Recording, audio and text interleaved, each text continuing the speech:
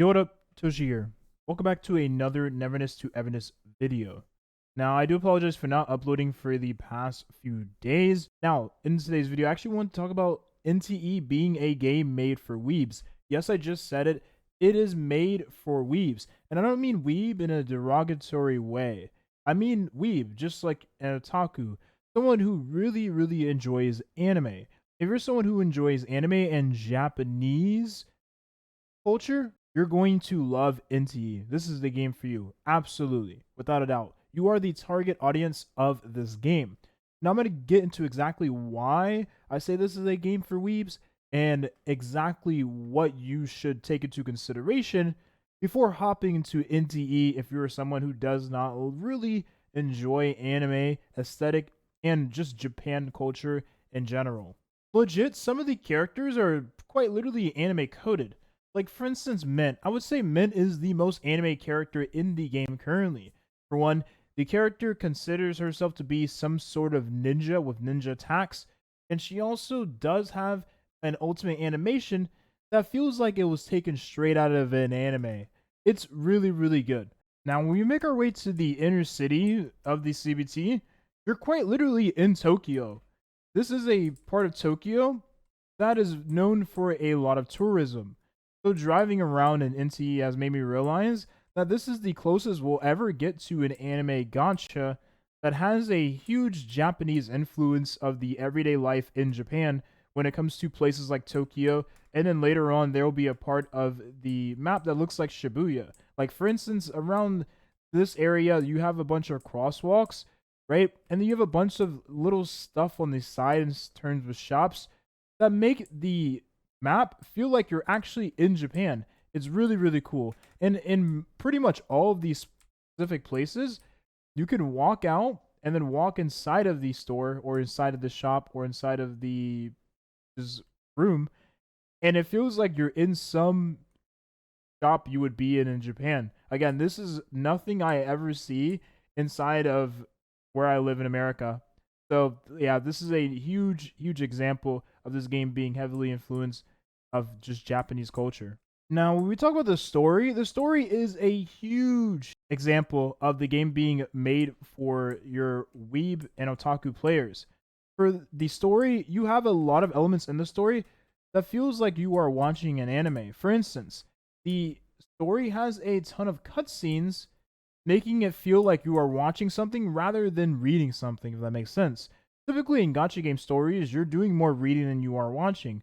But in Evidence, for the most part, if you have the audio on, it feels like you're doing more watching than you are reading because of the verbal expressions the characters have during their talking, and also just overall the cutscenes that also do happen during these story sequences, which is honestly a very nice touch to the overall vibe and landscape of the game and makes it feel very refreshing compared to the average gacha currently out when we talk about the story. I really do like, for instance, a character in the game right now currently called Tagio. Tagio is a very nice addition to the overall story of the game. It makes the story feel really refreshing and just overall more engaging. The engaging part of the story definitely does come with the territory of it having very goofy dialogue, also having very relatable characters. Now, furthermore, talk about the story. There is a huge emphasis of the everyday life in Tokyo Shibuya, pretty much where we are currently in the CBT. So, pretty much being a resident in Japan. The story has a huge emphasis, or puts a huge emphasis on that, and the slice of life elements combined with it makes it a really realistic experience of what, again, you would probably experience being in Japan, obviously with a fantasy sort of element added to it. And again, when you see some of the NPCs in the overworld, it definitely does feel like and seem like something you would experience IRL, which again makes the game feel a lot more immersive and a lot more engaging. It's definitely my favorite aspect to the story in the game in general because I really do like the huge emphasis on the slice of life elements that the game does have. It's really nice.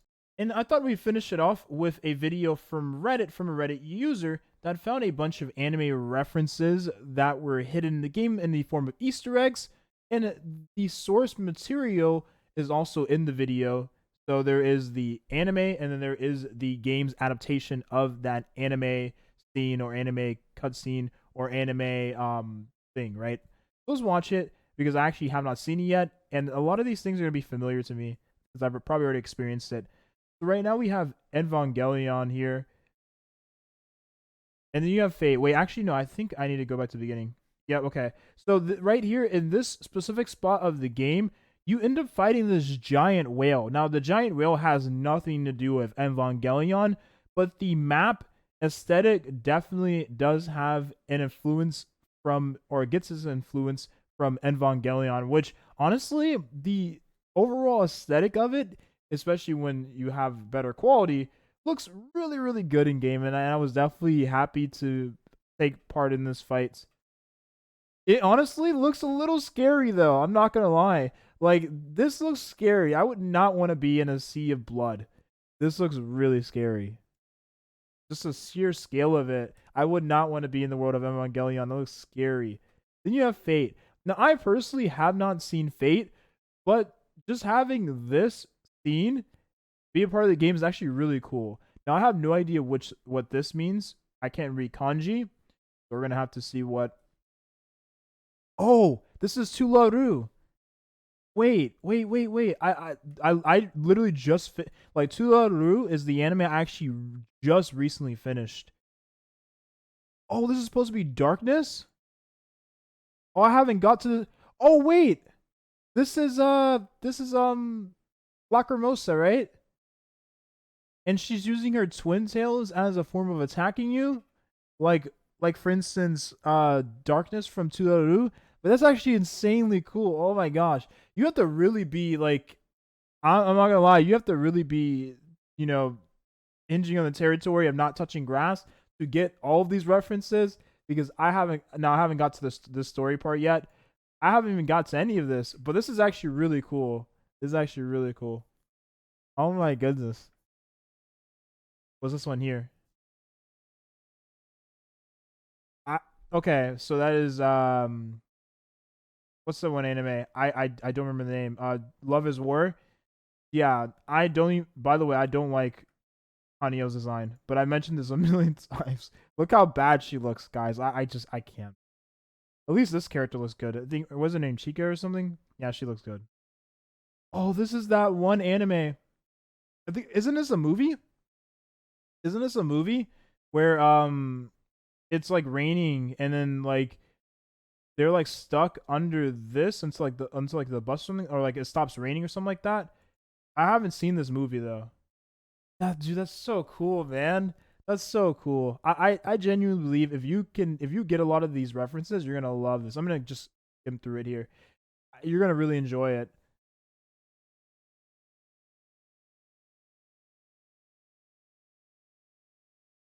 Wait, for some reason I thought that was, I got chills for a second. I thought that was um an anime I just finished, Amagami. That was not Amagami.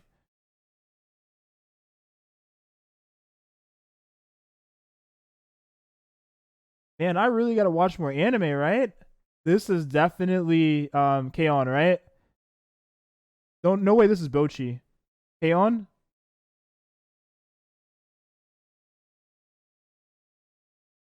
Is it actually Bochi? Oh, okay. I guess the reference was there and I didn't get it. I don't know what anime that is. Again, the rest are in kanji. Wait, did I remember seeing this anime? Hold on. I remember seeing these characters. Do I? Wait, I think I remember seeing this. Isn't it about a boy and a girl? This is a movie, I think. And in this movie, they they went through this well, and at the end of it was a tunnel, I think. And at the end of the tunnel, they ended up, did they like lose their memory or forget each other? I don't remember what happens, but they meet up at the end of it. At the end of the movie again. I don't remember. I don't remember. I remember seeing the movie. I don't remember exactly what happened though. Super cool tunnel, by the way. I don't know what anime this is.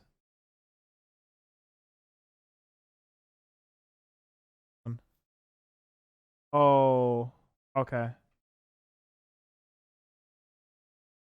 Which one is this?